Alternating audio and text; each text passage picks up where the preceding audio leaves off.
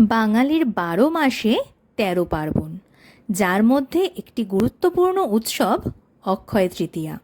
শুধু বাঙালি নয়, গোটা দেশের হিন্দুদের জন্য এই উৎসব অত্যন্ত শুভ।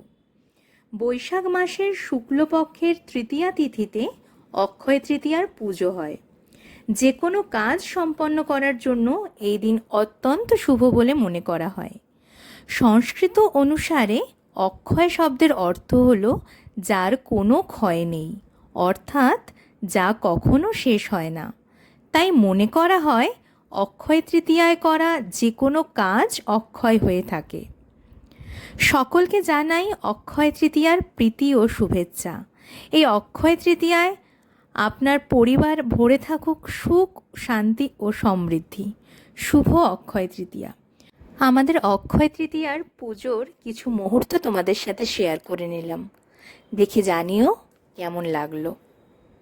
वक्रतुण्ड महाकाय सूर्यकोटि समप्रभ निर्विघ्नं कुरु मे देव सर्वकार्येषु सर्वदा।